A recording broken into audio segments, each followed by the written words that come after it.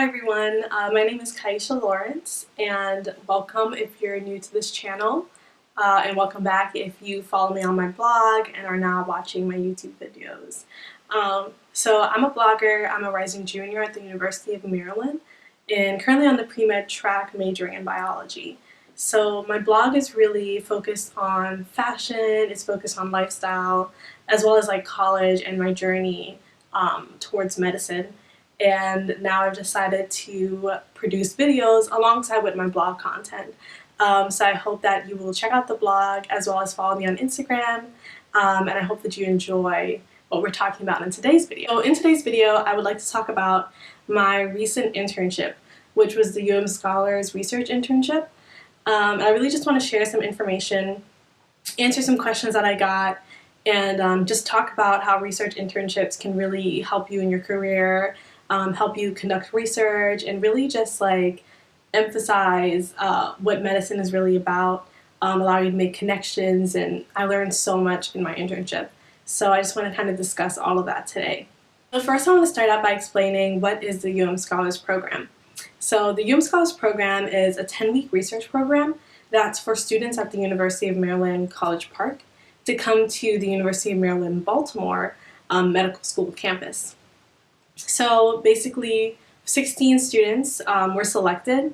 It's a pretty competitive program. I think they say it falls to around the top 10 to 15% of applicants that get chosen. But then once you're chosen, you get to be matched with a mentor and you get to conduct research as well as have different programming events and be at the School of Medicine for the summer. So I found out about this program in my fall sophomore semester, which I guess about a year ago. They had like an interest meeting, and I knew that I wanted to do something in that upcoming summer, the summer that just passed. I really wanted to do a research experience or some kind of program on a medical campus because I didn't have any shadowing experience yet, and like not being able to really interact with doctors and have those experiences, I just felt like I really wanted to immerse myself in a place where I could see what medicine was about. And although I'm already in a research program at my undergraduate campus, I did think that it was important for me to do research on my own because the research that I do now is on a team with other undergrads, and we all work together. But I really wanted to challenge myself to kind of do my own project and see how that research experience changed when it was me doing it on my own. So all of this motivated me to try to apply to a program, and so I started searching for programs. And I knew people who'd done the UM Scholars Program before, and professors who like suggested to me, went to the interest meeting, all that stuff, and decided that, okay, I think I'm going to apply. So worked on the application during my winter break. So for UM Scholars, there were 4 essays when I applied. First question was, what are your long-term goals? How will this summer experience help you towards attaining those goals? So I basically explained in that question what I was saying before, why I so much wanted to be in a research program, and explain my long-term goals, which is going to medicine, becoming an OBGYN, and really doing research on health disparities and trying to reduce health disparities as it relates to race, especially in America. And so those are the things that I was really passionate about as I was writing this. And the next question was sharing your past research experiences or encounter with research and what aspects impacted you the most. So I just explained how when I got into my research program, we had to like come up with a project to work on. And I was like, okay, I know I'm interested in medicine. I think I want to be an OBGYN. Like I feel like I'm really interested in these things, but it wasn't until I started reading some literature about the health disparities as it relates to maternal health, and I wrote a paper on preterm disparities and how Black women are more likely to have a preterm birth, and all these things that really opened my mind to the issues that were out there. So I just talked about this and how I realized that research can impact, patients, impact medicine, and change the way that we do medicine. And then the next question was, what areas of research are you interested in, why? So again, just explaining like what I felt was interested, and I also explained how I was also very open-minded, especially being an undergraduate student. There's so much out there, and I find that I'm often interested in what I'm exposed to. So just being open-minded and saying that I think that there's lots of different research out there. There's a lot of different medical problems out there that can be solved with research. What clinical research was like and how that differs from basic research or translational research, and how do physicians like conduct research, how do they use research in hospitals and clinical trials and all that stuff. So I just talked about my interest in that. And then the final question was like describing a challenge you faced and how you addressed it or are addressing it. So this one was definitely emotional to write, but I just wrote about the biggest challenge I went through recently, which was Hurricane Irma, which was a Category 5 hurricane that hit the island of St. Martin. And that's the island that I'm originally from. For those of you who don't know me, I'm originally from the Caribbean and then moved to the US 6 years ago. So that was a really big challenge that I had to go through. So not getting into that because that's not what this video is about, but basically I wrote about that like for the final part of the essay. As far as the application process would go, I would say it was very straightforward. I think that with all my answers, I tried to be extremely truthful. The next thing that we had to do was also submit a resume or a CV. So I looked at CV templates, I wrote one up, and asking for help, asking for people to edit my essays and look over it and things like that. Similar as you would do to any like college you're applying to, any program you're applying to, you just want to make sure that you put your best foot forward, because that's really the impression that they're going to get for you. For scholars, there is no interview, so that application really needs to stand on its own and show who you are to the people reviewing. So when I found out that I got in, I literally cried. I was in the library studying and I got the email and I was just like so shocked, so thankful, like so incredibly, like it was just unbelievable. Like it's still unbelievable to me of everything that I was able to experience. And when you're applying to stuff, you really need to put your best head forward. You need to be confident in what you're writing, but there's no guarantee that you're ever going to get in, so getting in was definitely a huge moment for me. It was really exciting. And then after all the excitement, I did start to feel a little bit nervous, a little bit intimidated at the fact of, new situations are always a little intimidating, especially like going to be at the School of Medicine, like I'm going to be doing my own research. I'm like, what if they don't teach me stuff? What if I get really stuck? What if I feel like alone? Like all these different thoughts, that things that can happen. But I think what was important in that moment was to just stay positive and just keep going through the process and know that feeling nervous was completely normal. As part of the program, we had morning lectures every Tuesday and Thursday. And these were seminars given by amazing physician scientists or scientists, and they talked about the research that they were doing, but they also talked about just themselves, their journey, their work-life balance, their family, which was really important to hear because as you're going through this journey, it's like hard to think of, okay, when am I going to have time to rest? When am I going to have time to have a family? Like, especially as a young woman, I'm like, I know there's a biological clock. I'm like, okay, if I'm finally a doctor at like 30 years old, like, when am I going to start having kids and stuff? Like, we start thinking about this even though we're so young. So it was really great to hear from people who have been through it that are now like practicing physicians, and they explain how they work through their families and throughout the entire journey and stuff. So that was like a really awesome part of it that I also took away. We also had these brown bag lunches where we would have lunch with other doctors. We would talk with medical students. We would just like chat with each other, learn from each other. So that was really great. We also had like these like research retreats. And so I'll talk about that a little bit later. But again, just chances to have like keynote speakers, to hear about each other's researches, research projects, and all of that stuff. So all of that's really intertwined in the program. I would say that it has structure while still being independent. Most days I was in my lab, working on my project very independently. And then there were like spurts of like programmatic stuff throughout the program. But it's not like the program director is like, you need to do this experiment now and work on this now and have this due by the end of the week. Like, no, you were told like, hey, August 1st is your last day. You're going to present your research, and it's like what you're going to do from June to August is up to you and your mentor to work out the project. So I actually really appreciated that independent aspect of it because I felt like it allowed me that room to grow.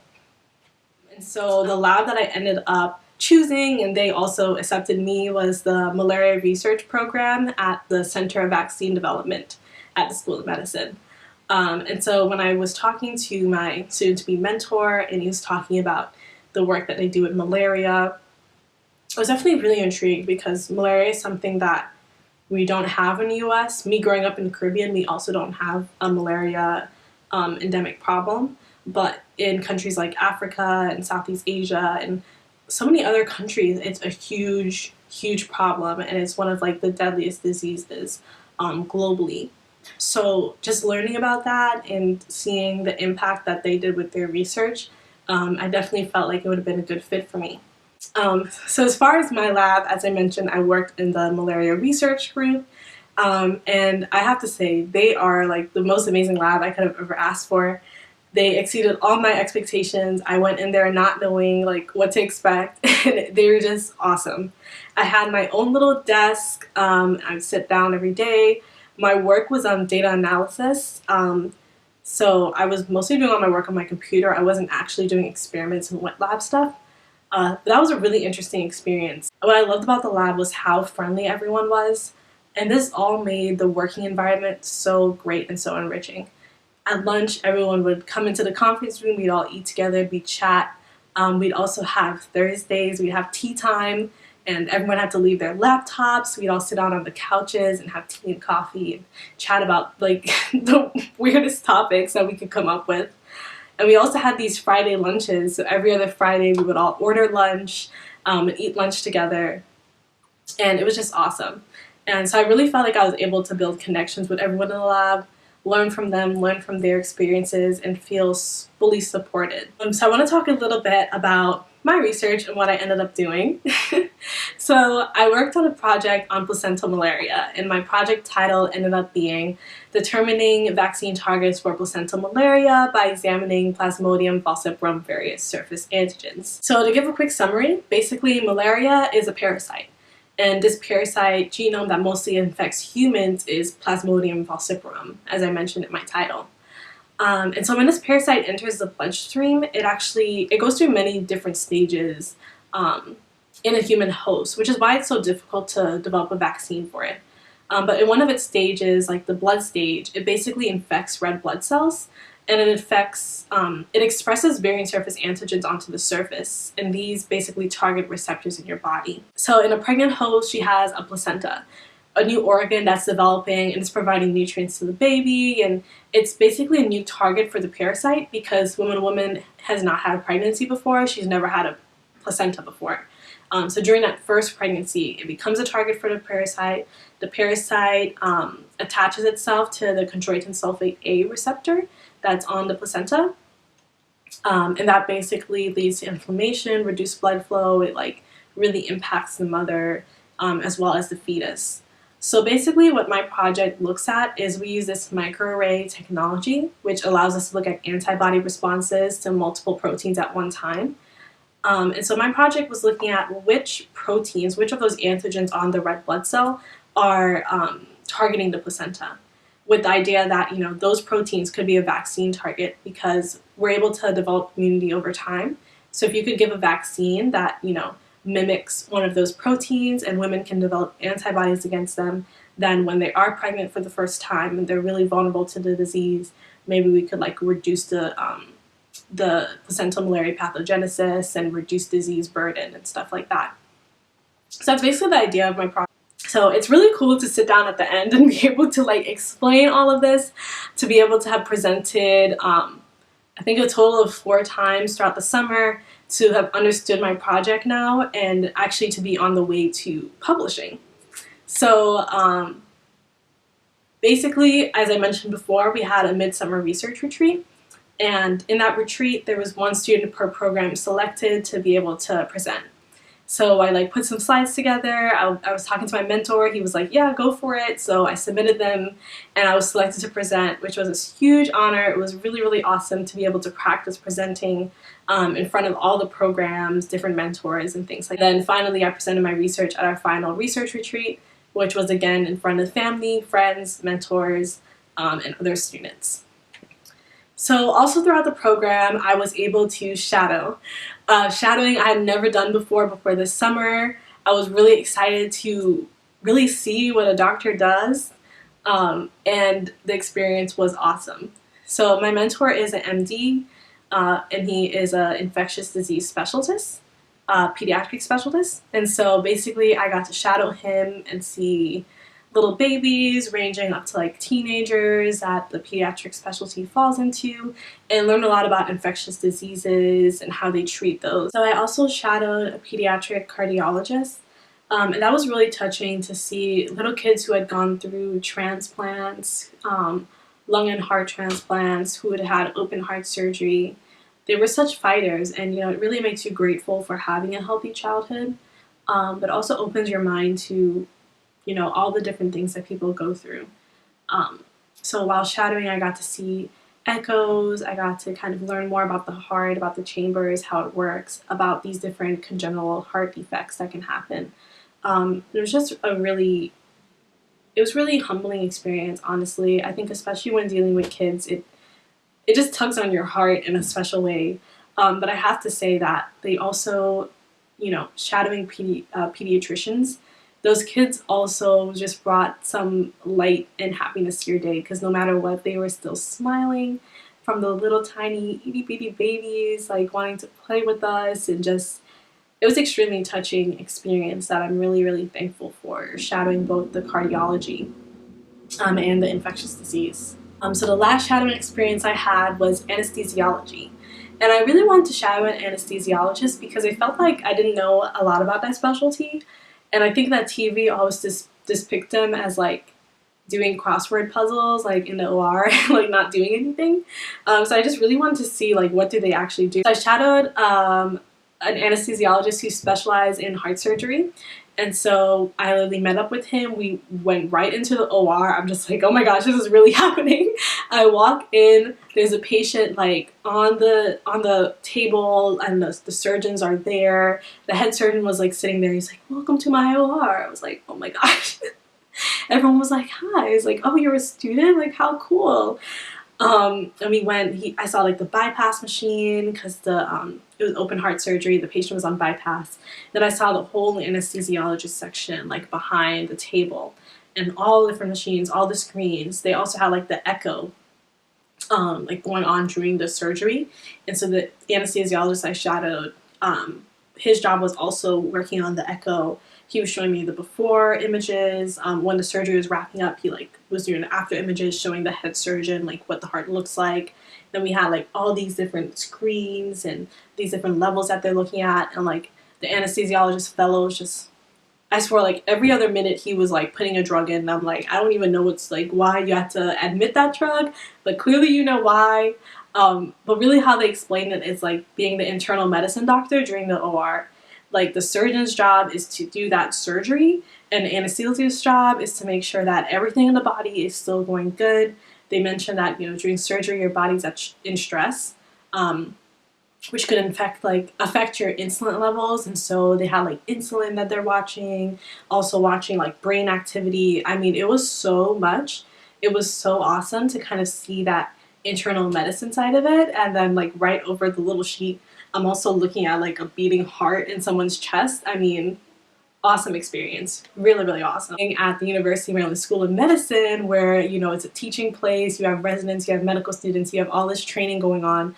They were really, really open to students. They were really open to talking with us. They were like, here's my email, contact me, come down to the OR. Like, just amazing that they were so open to teaching us and getting to know us. And it really like meant a lot to me, being an undergraduate student and having that experience. Overall, coming away from my program, I feel sure that I want to go into medicine. I've also expanded what I thought being a doctor meant. I saw that it's more than just treating patients. You can do so much to help people and to impact their lives. You can do research. I'm now looking into Masters of Public Health, maybe trying clinical trials. You can also do Masters in Science, also MD, PhD. Also maybe doing work abroad. I mean, opportunities are endless. And I think coming away from this program, that's the major thing I'm going with, is like, look, the journey doesn't stop here. Yes, I had a great experience, but this has just opened the door to everything else that's out there. So that's really my big takeaway. If you have any questions about my program specifically, be sure to let me know. And I just really hope that if you were considering doing a research program or a program at a medical school, really go for it, apply, try your hardest, because it was a great experience, and I'd love for more people to have this experience as well. So I hope you guys liked this video. I hope that it was informative. I really like sharing my experience, so if you want to chat, I'm always down to chat. Just let me know, and I'll see you guys in my next video or my next vlog.